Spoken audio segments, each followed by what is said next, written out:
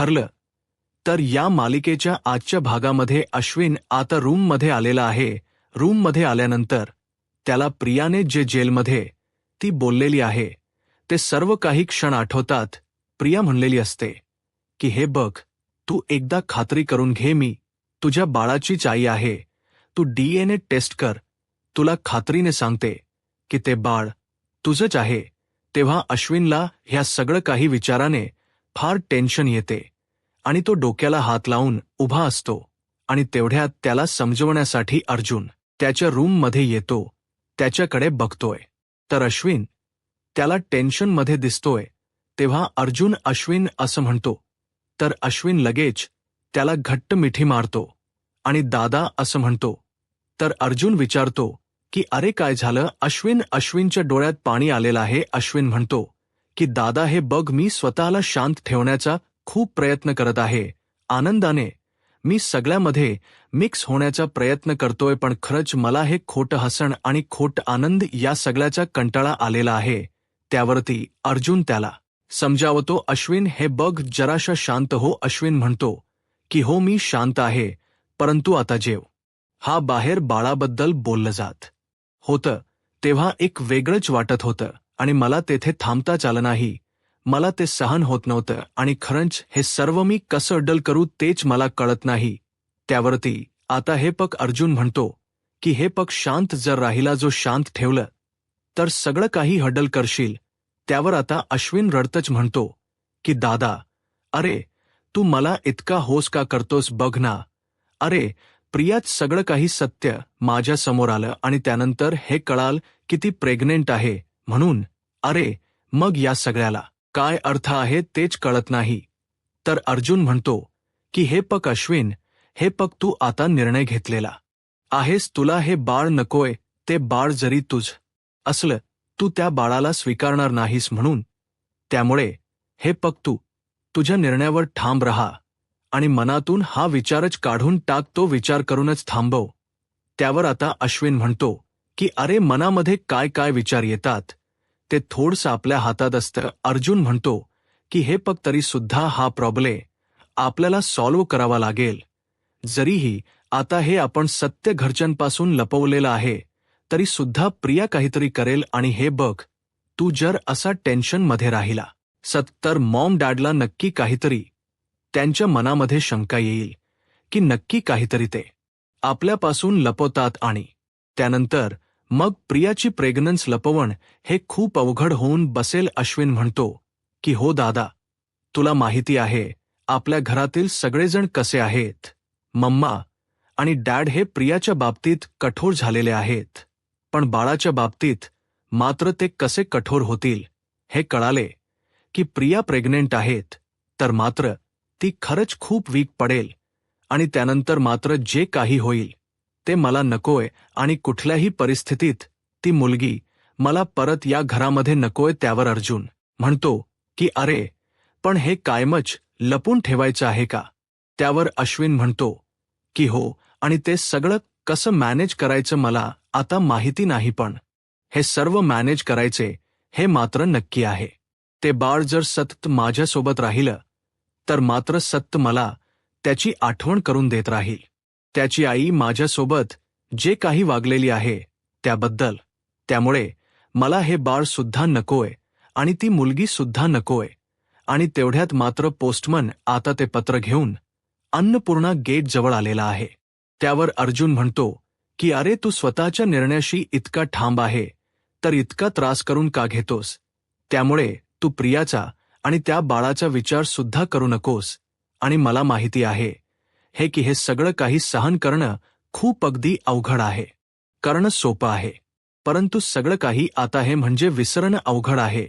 पण एक गोष्ट मी तुला सांगतो की मॉम डॅड समोर तू नॉर्मल वाग, जेणेकरून त्यांना काही संशय येणार नाही. आणि त्याच वेळेस आता पोस्टमन ते पत्र घेऊन आत येत आहे. तर अश्विन आतमध्ये अर्जुनचा हात धरतो आणि म्हणतो की दादा, तू मला दिलेलं वचन पाळणार आहेस ना? सायली वहिनीला हे सर्व सांगणार तर नाही ना? तिला जर या प्रेग्नन्सीबद्दल कळलं तर ती मागचं सगळं काही विसरून प्रियाला मात्र घरी परत आणेल. प्लीज. तेव्हा अर्जुन म्हणतो की हे बघ सायली कशी आहे, मला माहिती आहे, त्यामुळे मी तिला काही सांगितलेलं नाही.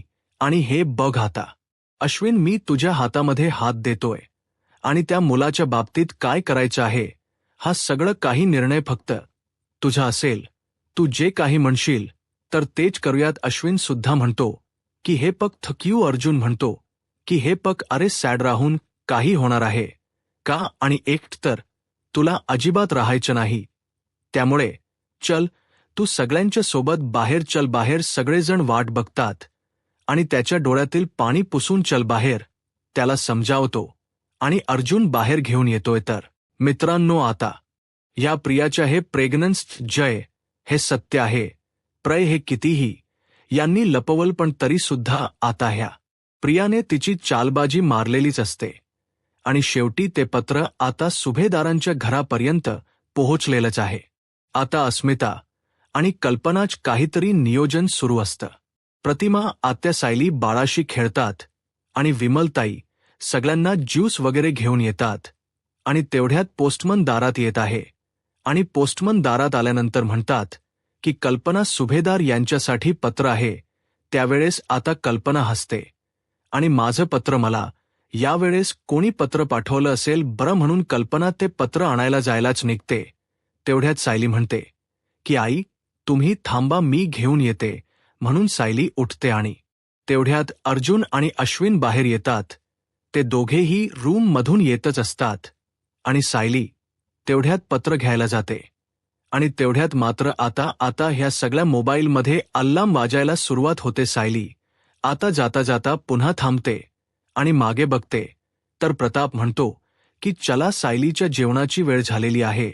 तेव्हा सायली त्यामध्येच मग्न होते आणि ते पत्र घ्यायला ती निघाली आहे तशीच उभी राहते आणि तेवढ्यात अर्जुन आत येतोय अश्विन सोबत आणि सायलीला म्हणतो की चला जेवण करून घ्या. तर सायली म्हणते की अहो, निदान बारशाच्या दिवशी तरी तुमचे आहे गजर बंद करायला ठेवायला हवे होते. तुमच्या सगळ्यांच्या शिवाय जेवायला बसणार आहे का? अर्जुन म्हणतो की अगं त्यात काय झालं, कुणालाही वाईट वाटणार नाही. सगळ्यांना माहिती आहे की तू प्रेग्नेंट आहे आणि प्रेग्नेंट आता ह्या म्हणजे बाईने वेगवेगळे वेळेवर जेवायचं असतं, मग कशाला कोण काय म्हणेल. तेव्हा सायली म्हणते की थांबा जरा, ते पोस्टमन केव्हाचे ताटकळत उभे आहेत. अर्जुन म्हणतो की मी आहे, मी घेतो आणि चल बर सायली जेवायला. तेव्हा सायली म्हणते की हो, तुमची काळजी कमी आणि शिक्षा मात्र मला जास्त वाटते प्रत्येक गोष्टीच. माझ्यावर दडपण. अर्जुन म्हणतो की काही नाही बायको, जेवणाची वेळ झालेली आहे, तू जेवण करून घे. सायलीला तर राग येतो. सायली लगेच आता कल्पनाकडे येते आणि म्हणते की आई सांगना हो काहीतरी, यांना बघा एकटीलाच कसे जेवायला सांगतात, ते एकटीच जेवायला बसणार आहे का, आपण सगळेजण एकत्र बसूयात. त्यावरती अर्जुन म्हणतो की मम्मा तू समजावला, जेवणाची वेळ झालेली आहे. कल्पना म्हणते की सांगते आणि सायली चल बर तू जेवायला बस आता. मात्र देवकृपेने अर्जुन हे पत्र घ्यायला जातोय तेव्हा अर्जुन ते पत्र हातात घेतो आणि विचारतो की कुठून आले. तेव्हा पोस्टमन म्हणतो की जेलमधून पोस्टमन गेल्यानंतर अर्जुन ते पत्र घाईने बाहेर काढतो आणि वाचतोय आणि तेवढ्यात अर्जुन पत्र वाचतो तर त्याला धक्का बसतो आणि ते पत्र त्याच्या हातातून खाली पडते आणि तेवढ्यात अस्मिता तेथेच असते. अस्मिता विचारते की काय रे अर्जुन, कोणाच पत्र आहे, आणि तेव्हा कुठे अर्जुनच लक्ष भानावर येते. अर्जुन खोट बोलतो आणि म्हणतो की इन्व्हिटेशन आहे, लेडीज क्लबची पार्टी आहे, त्यामधील इन्व्हिटेशन आहे. त्यावरती कल्पना म्हणते की अरे पत्र, आणि ते पण माझ्यासाठी, मी तर कोणत्याही क्लबचे मेंबर नाहीस. तेव्हा अर्जुन म्हणतो की अगं, तुझ्या एखाद्या मैत्रिणीने पाठवलं असेल, तू माझ्या बायकोला जेवायला वाढ नाग. तेव्हा कल्पना म्हणते की हो, आणि बाळ तेवढ्यात रडायला सुरुवात करतं. अश्विन, अस्मिताच लक्ष त्या बाळाकडे जाते. सगळेजण मात्र आता त्यामध्ये मग्न आहेत आणि तेवढ्यात अर्जुन मात्र अश्विन आवाज येत असतो हळूच आणि परत म्हणतो की अश्विन, चैतन्य, अरे डेकोरेशनच बघायचं आहे, लवकर बाहेर या तेवढ्यात अश्विन आणि चैतन्य बाहेर येतात. अर्जुनला विचारतात की काय रे, काय झालं? तेव्हा अर्जुन म्हणतो की जेलवरून पत्र आले. प्रियाने मम्माला हे पत्र पाठवलं चैतन्याला. तर धक्काच बसतो. अश्विन विचारतो की काय लिहिलेलं आहे? त्यामध्ये अर्जुन म्हणतो की हेच की ती प्रेग्नेंट आहे, आईला कळवण्यासाठी. आणि ते पत्र अर्जुन अश्विनच्या हातात देतोय. हा पत्र आता वाच असल्यानंतर त्याला फार मोठा धक्का तर बसतो आणि राग सुद्धा खूप येतोय. अश्विन म्हणतो की आता खरंच या मुलीचा निचपणा कधीही कमी नाही होणार. तिला कळलं आहे की आपण घरी नाही सांगणार, त्यामुळे ती आता मम्मापर्यंत अशा मार्गाने पोहोचण्याचा प्रयत्न करते, कारण तिला चांगलं माहिती आहे की मम्मा किती हळवी आहे. त्यामुळे हे बघा दादा आणि चैतन्य, किती काही जरी झाले ना, हे पत्र मम्मा पर्यंत पोहोचता कामा नाहीये. त्यावरती चैतन्य म्हणतो की म्हणजे तुला असं वाटतं, तुला असं म्हणायचं आहे की हे पत्र डिस्ट्रॉय करायचं? तेव्हा अर्जुन म्हणतो की हो तर, आणि हे पत्र तुझ्याकडेच ठेव आणि काय करायचं हे तूच ठरव. तेव्हा अश्विन ते पत्र त्याच्याकडे घेतो. तर प्रताप आता यांना तिघांना आवाज देतो की काय रे, तुमच्या गप्पा अजून झाल्या की नाहीत? चला बर आतमध्ये जेवायला. तेव्हा आता अर्जुन आवाज देतो की हो आलो. तेव्हा सगळ्यांच जेवण वगैरे झाल्यानंतर अर्जुन आणि सायली आता रूममध्ये येतात. सायली म्हणते की अहो, मी जरा लवकर झोपते, दमल्यासारखं झालेलं आहे फार.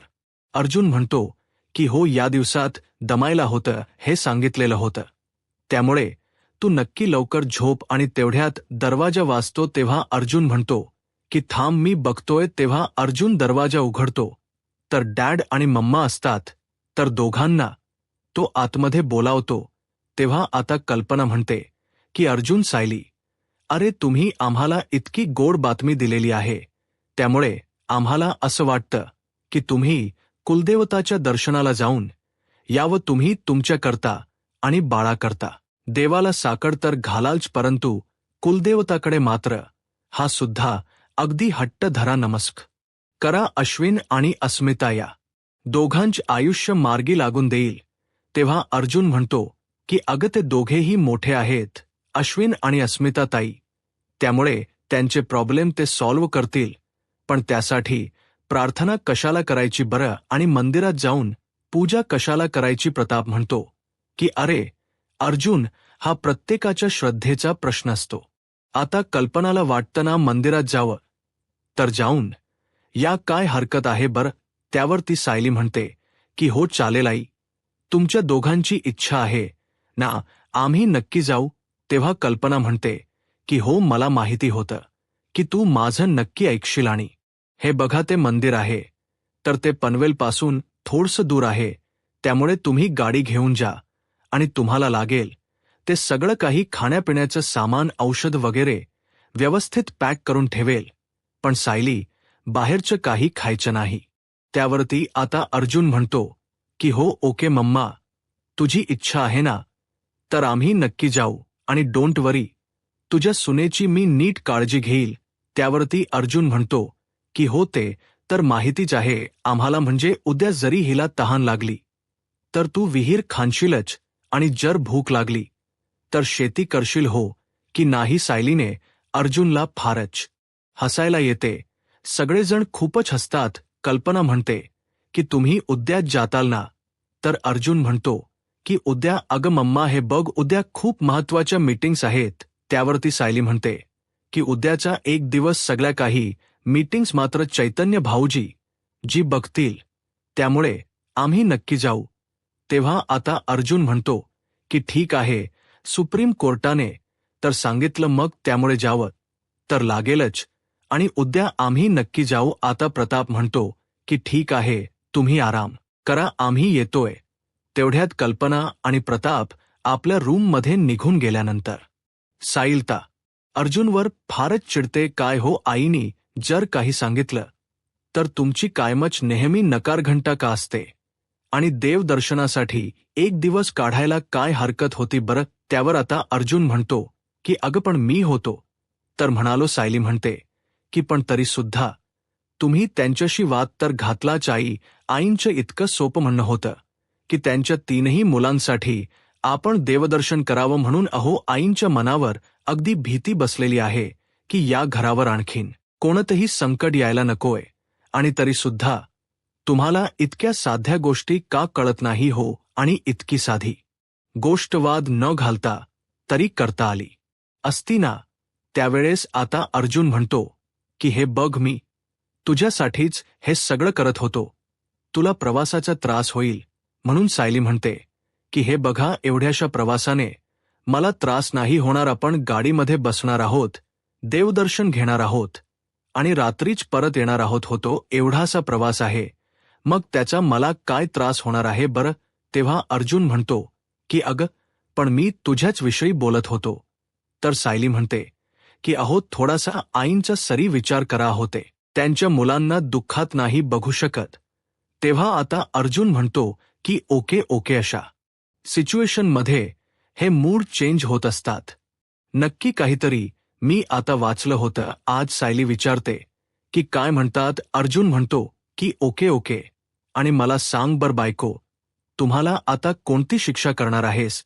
त्यावरती सायली म्हणते की तुमची शिक्षा आता हीच आहे की तुम्ही झोपायचं नाही, उद्याची तयारी चला करा लवकरात लवकर. अर्जुन म्हणतो की ओके ओके ठीक आहे करतो, पण तू शांत हो. आणि तेवढ्यात मात्र आता अल्लम वाजायला सुरुवात होते. तर अर्जुन हसून म्हणतो की बायको बघ काय वाजते, तुझी पाणी पिण्याची वेळ झालेली आहे, तर त्यामुळे तू पाणी पिऊन घे. तेव्हा आता सायली मात्र आता रागातच पाहत असते. तिला नक्की काय करावं तेच काही कळत नसतं, कारण प्रत्येक बाबतीत प्रत्येक काही करायचं असेल तर आता हे अल्लाम माळगोदर वाजतात आणि ती मात्र आता डोळे मोठे करून पाहत असते. अर्जुन म्हणतो की अरे माय गॉड, बायको रुसली, आणि एवढ्यावरून रुसली तर चालेल, आणि हे बघ प्रेग्नेंट बाईने तर रुसायचं नसतं. नाहीच नाही बायको, मला सांग ब्र, तू देवदर्शनाला अशीच येणार आहे का रुसून, गाल फुगून. आणि तेवढ्यात मात्र अर्जुन म्हणतो की अंबाबाई जेव्हा रुसून बसली होती ना, तेव्हा अशीच बसली होती, डोळ्यामध्ये राग. तेव्हा आता सायली विचारते की एक मिनिट, तुम्हाला कशी हे आख्यायिका माहिती आहे, सगळं तुम्हाला कसं माहिती. म्हणते की हे मला माहिती नाही ही आख्यायिका, परंतु चांगला बाप होण्याच्या सिलॅब्समध्ये ही मात्र ही गोष्ट येते. आणि उद्या जर मला माझ्या बाळाने विचारलं तर बालाजीवर कोण रुसून बसलं होतं डॅड आणि का, तर माझ्याकडे उत्तर तर असायला हो. सायलीला आता हसू येते. त्यावरती सायली म्हणते की हो, परफेक्ट बाप होण्याचा अभ्यासक्रम मात्र अतिशय खोलच दिसतोय. त्यावरती अर्जुन म्हणतो की हो, सगळा काही अभ्यास आहे ना, तर तो त्या बॉर्ड्समध्ये आहे, त्यामुळे मी आणखीन जरा हुशार होत चाललो. तरी सुद्धा सायली रुसलेली असते. तर अर्जुन म्हणतो की मला असं वाटतं की अंबाबाईचा राग मात्र पाणी पिल्याशिवाय जाणारच नाही, आणि म्हणून तो सायलीसाठी पाणीचा ग्लास घेऊन येतो आणि म्हणतो की देवी जल प्राशन करा. तेव्हा सायली खूपच आणखीन रागवते आणि काय हो सतत तुम्हाला थट्टा सुचते का. अर्जुन म्हणतो की नाही, फक्त मला माझी बायको हसत राहिली पाहिजे, अगदी कायमच अस्मित करत राहिली पाहिजेल. अर्जुन खूपच तिची चेष्टा करत असतो. सायलीला मात्र आता गालातल्या गालात हसू येत आहे, तरी सुद्धा ती आता अर्जुनकडे बघत आहे. अर्जुन मात्र तीच आता कौतुक करतो आणि म्हणतो की बायको, एक गोष्ट मात्र खूप खास आहे, अस्मिताच्या बाळाचं नाव मात्र तू स्मिथ खूपच खास ठेवलेलं आहे. स्मिथ, मला खरंच ते नाव खूपच आवडलं. तेव्हा आता सायली सुद्धा हसते. बघ ना बायको, आपल्या बाळासुट्टीसाठी सुद्धा एखादं नाव असंच मिळालं पाहिजे. आणि हे पग चल, आता पाणी पिता पिता आपण बाळासाठी एखाद्या सुंदर नावाचा विचार करू. असं तरी एखादं मस्त नाव की दोघांचं नाव त्यात आलं पाहिजे. म्हणजे कसं की अर्जुन सायली सायली अर्जुन. आणि तेवढ्यात विचार करत करत अर्जुन म्हणतो की साजून. त्यावरती आता सायली हसते आणि म्हणते की काही कसं हो. अर्जुन म्हणतो की अंजली. त्यावरती तेव्हा सायली म्हणते की हो, हे नाव तर फारच छान आहे, परंतु जर मुलगा झाला तर. अर्जुन म्हणतो की सर्जुन. सायली आणि अर्जुन दोघेही खूपच असतात. तेवढ्यात पुन्हा दरवाजा वाजतो. तर अर्जुन उठतो. कल्पना पुन्हा आलेली असते. तेव्हा अर्जुनने दरवाजा उघडलेला असतो आणि मम्मा काय काय झालं. त्यावरती कल्पना म्हणते की अरे अर्जुन, अरे तुला तर मगाशी विचारायचंच राहिलं की ते पत्र आलं होतं. तर अर्जुन विचारतो की काय. कल्पना म्हणते की अरे ते पत्र कुठे आहे, तू मला नाही दिलंस, अरे मला देतोस का जरा, आणि बघून दे ना मला पत्र कोणी पाठवलं. आता अर्जुनला काय उत्तर द्यावं तेच काही कळत नसतं. अर्जुन आता विचारात पडतो. अर्जुन मनात म्हणतो की मला तर वाटलं होतं मम्मा मात्र त्या पत्राबद्दल विसरून गेली असेल, पण आता मात्र मी हिला काय उत्तर देऊ. किंवा आता सायली विचारते की काय हो, पत्र कुठे ठेवलं, तुम्ही मला सांगा, मी देऊ का काढून. तेव्हा आता अर्जुन म्हणतो की नाही नाही आहे ना, मी देतो काढून. म्हणून तो मुद्दाम आता कपाटाजवळ येतो. मुद्दाम त्याने आज जो शेरवाणी घातलेला आहे तर तो बाहेर काढतो आणि म्हणतो की हो, या शेरवाणीच्या खिशात मी ठेवलं होतं. कल्पना विचारते की अरे सापडत नाही का. अर्जुन म्हणतो की नाही, मी खिशामध्येच ठेवलं होतं. आता मुद्दाम तो हे सर्व करत आहे. अर्जुन म्हणतो की कुठे गेलं, खरंच काही कळत नाही. आणि हो, मी प्रतिमा त्याला सोडायला गेलं होतं तेव्हा बहुतेक खिशातून पडलं असेल. सायली म्हणते की अहो, असं काय करतात तुम्ही, इतका वेधरेपणा कसा करतात बरं. तुम्ही एक पत्र तुम्हाला सांभाळता येत नाही का. तर कल्पना म्हणते की जाऊन दे सायली, नको ओरडू, पार्टीच काहीतरी इन्व्हिटेशन होतं असं तुम्हाला होतात ना. अर्जुन म्हणतो की हो. तर कल्पना म्हणते की जाऊन दे, फार काही महत्वाचं नाही. हे पग ज्या मैत्रिणीने पाठव ठेवल असेल तर तेघ रूपवरती मात्र येईलच. तेव्हा आता अर्जुन म्हणतो की I am really sorry mama. तर कल्पना म्हणते की ठीक आहे अर्जुन, काही हरकत नाही. बघा, तुम्ही आता झोपा, तुम्हाला उद्या सकाळी लवकर निघायचं आहे.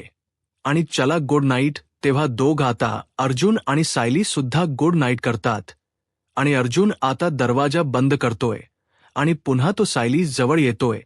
तेव्हा आता सायली म्हणते की काय हो, किती वेंधळपणा करत असतात. आता मी तुम्हाला म्हणू का मिस्टर गडबड घोटाळा.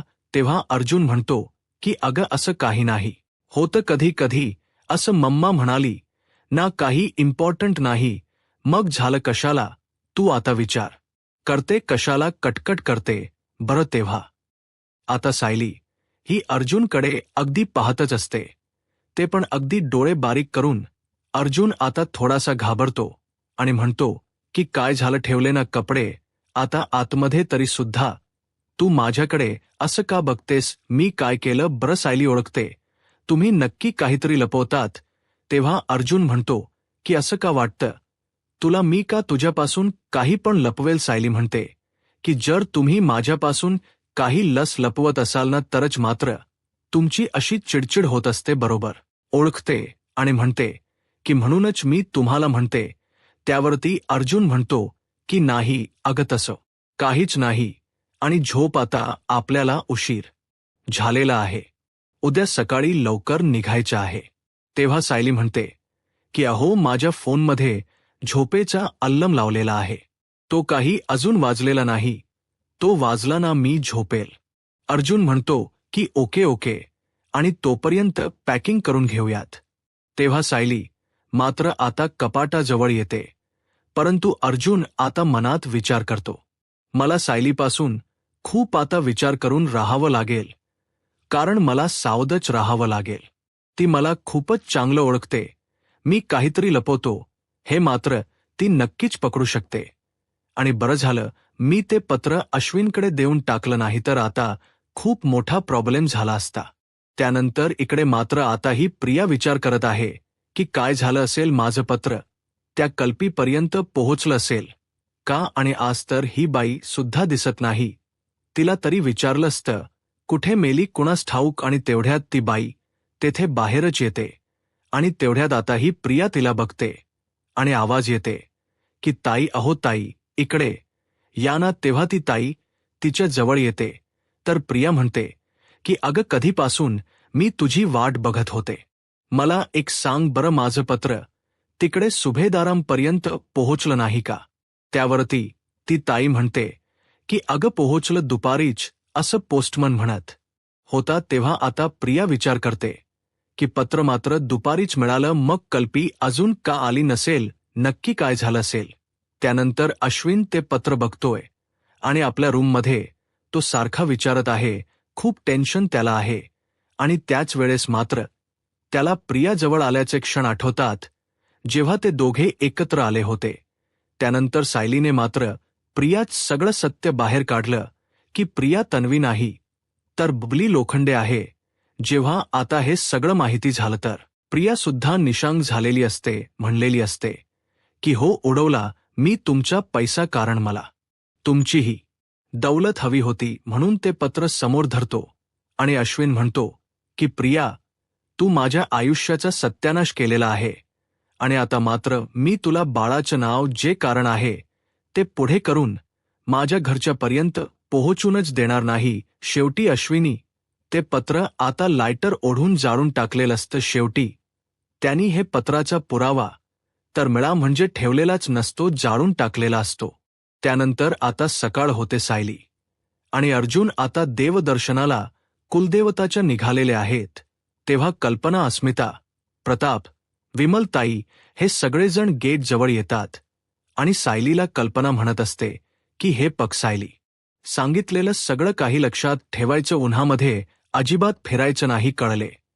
आणि हे पग जर तुला पाया चढताना त्रास झाला तर तू थांबत थांबत चढ. तेव्हा अस्मिता म्हणते की हे पग पाणी पीत राहा आणि डोक्यावर छत्री धर. प्रताप विचारतो की कल्पना, अग सगळं काही खाण्यापिण्याच दिलेलं आहे ना, आणि मला माहिती आहे की तू तिला बाहेरच काही खाऊन देणार नाहीस कल्पना, तर खूप वाजते.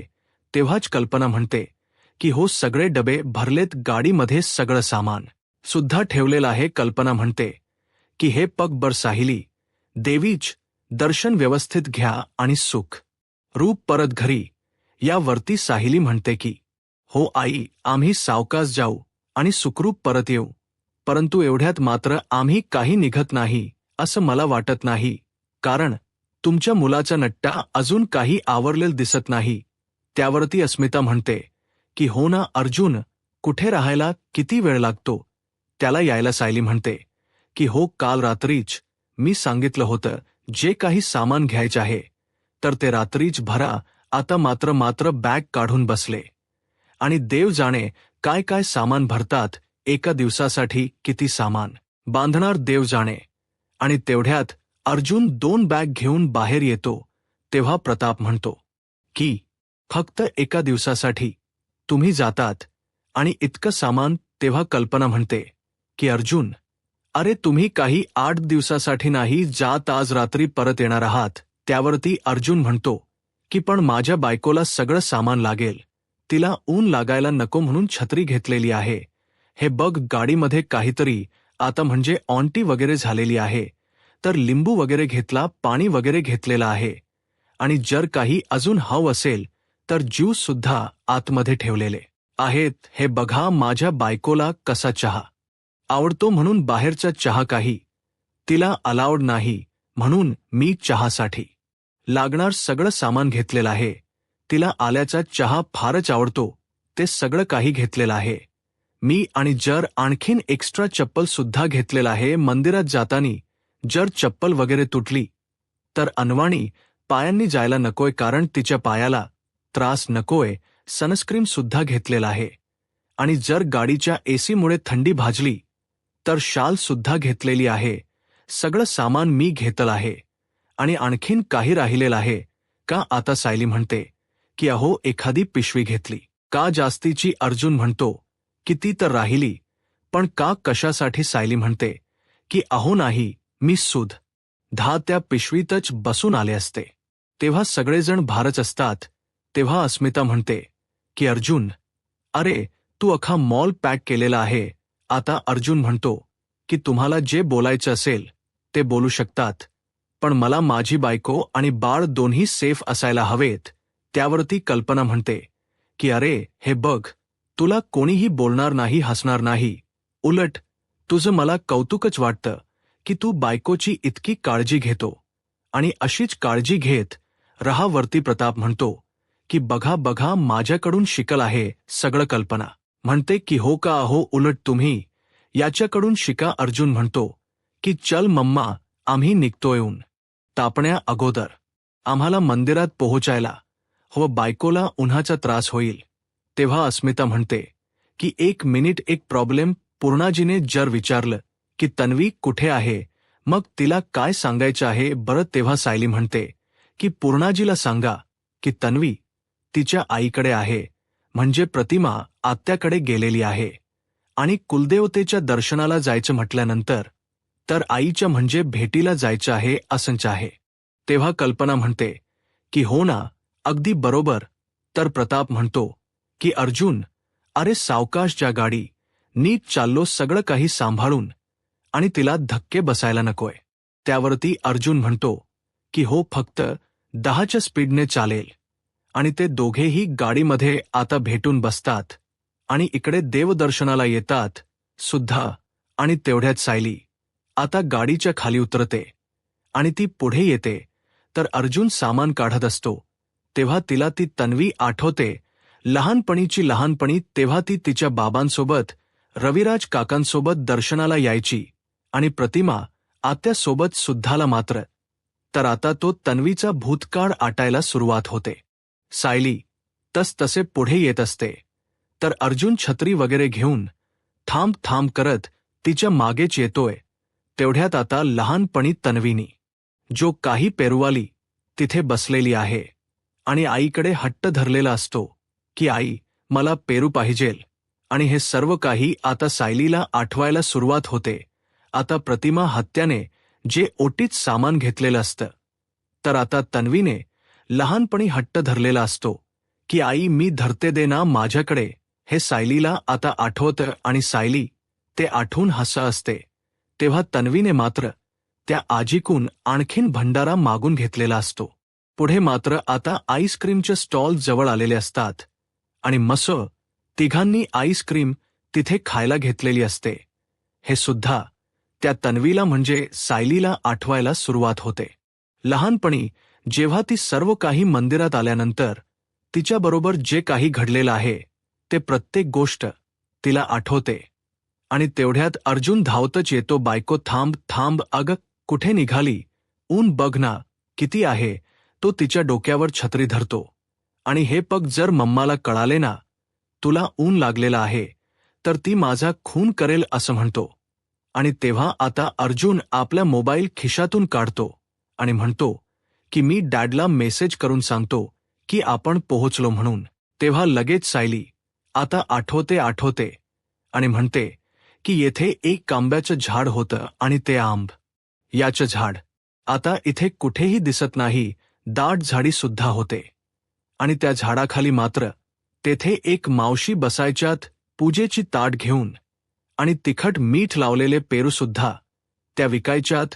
भक्तांच्या चपला सुद्धा त्या सांभाळायच्यात. त्यांचं असं दुकान वगैरे नव्हतं आणि तेथेच ते बसायच्या. असं बघता सायली तिकडे बोट दाखवत असते आणि तेवढ्यात एक छोटा मुलगा आणि ते आजी काठी टेकत मात्र तेथे आलेली आहे.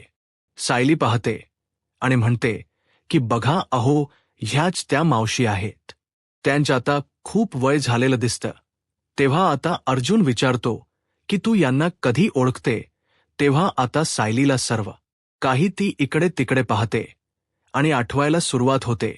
तर मित्रांनो, शेवटी हा भाग येथे संपतो. पुढील भागामध्ये आता इकडे पूर्णाजीला जो काही कल्पनाचा फोन वाजत आहे तो दिसतो. ती कल्पनाला आवाज देते की कल्पना, तुझा फोन वाजत आहे.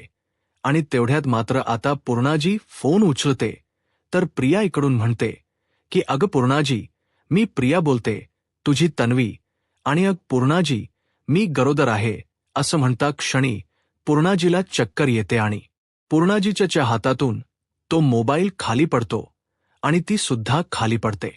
तेवढ्यात प्रताप, कल्पना, विमल जेव्हा आत येतात तर पूर्णला खाली पडलेलं बघून प्रतापच्या हातातील मोबाईलच खाली पडतो आणि प्रताप जोरात पूर्णच ओरडतो. आणि तेवढ्यात आता सायली आणि अर्जुन त्या आजी जवळ येतात, पूजाची थाली वगैरे घेतात. तर आता सायली म्हणते की द्या इकडे, मी घेते. अर्जुन म्हणतो की नाही मी घेतो तेवढ्यात त्या आजी म्हणतात की अगं तू लहान असताना या मंदिरात यायची काग सायली विचारते की तुम्ही असं का विचारता तेव्हा आता आजी म्हणतात की एक छोटीशी पोर तुझ्यासारखाच मात्र तिच्या आईकडे हट्ट धरायची तिला सुद्धा तुझ्यासारखा भंडारा उदाळ्याला भारी आवडायचा तेव्हा आता सायली विचार करते की ती लहान मुलगी कोण असेल यूट्यूब चॅनलला सबस्क्राईब करा आणि व्हिडिओ लाईक करा धन्यवाद